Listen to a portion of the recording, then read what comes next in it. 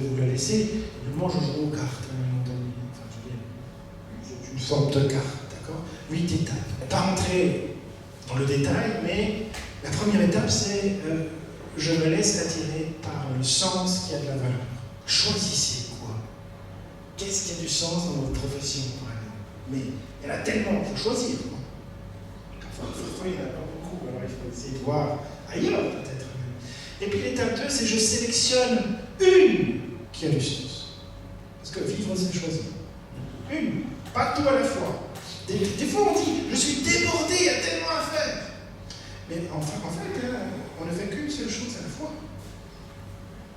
Une seule chose. On ne peut que faire une seule chose à la fois. Enfin, quand je regarde mon adolescent, mes filles, j'ai l'impression que non, mais moi, qu'une seule chose.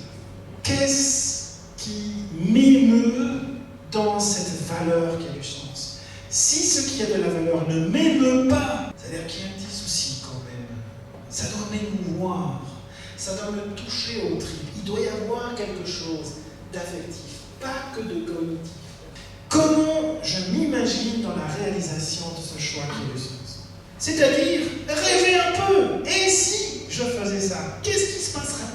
Enfin, quelle est la force de cette valeur?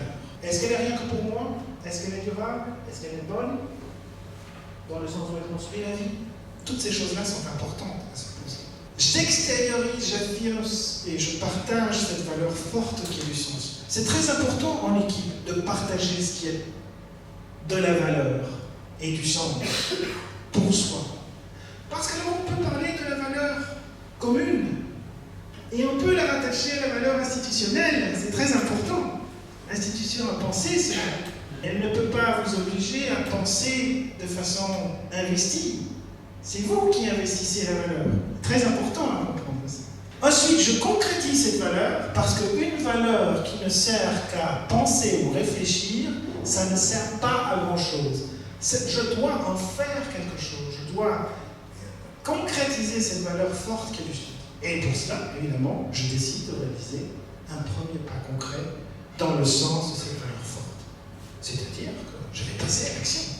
Toute valeur permet de passer à l'action. Je ne reviendrai pas ici, parce que je veux quand même qu'il y ait un tout petit débat entre nous, parce que là, le temps passe, sur les différents éléments. Vous pourrez les voir dans le document que vous recevrez. Mais l'idée, c'est vraiment trouver du sens. C'est pas un grand rayon de soleil comme ça qui vous tombe dessus avec une boîte tonitruante en disant « Voici le sens de ta vie ».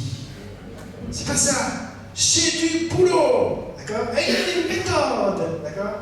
Pour trouver du sens, ou retrouver du sens. On peut travailler là-dessus, on peut s'amuser à cela. On peut faire partie d'un groupe pour redynamiser un sens, d'accord? C'est pas une révélation divine. J'ai rien contre, hein?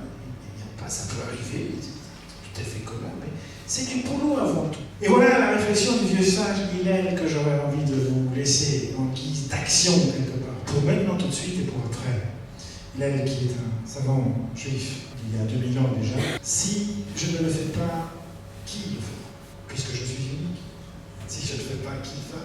Et si je ne le fais pas maintenant, quand le ferai-je? Ça évite la procrastination. Et si je ne fais rien que pour moi, qui suis-je? Ça veut dire ça. Ça veut dire qu'à un moment donné, nous ne pouvons pas être égocentrés. Si je fais quelque chose qui est de la valeur, fort est à parier que ce sera aussi pour les autres. Si vous aimez la philatélie, que vous collectionnez les timbres pour vous, c'est très très bien aussi. C'est aussi quelque chose qui a du sens. Mais les philatélistes aiment partager leur collection. Donc ils sont toujours ensemble.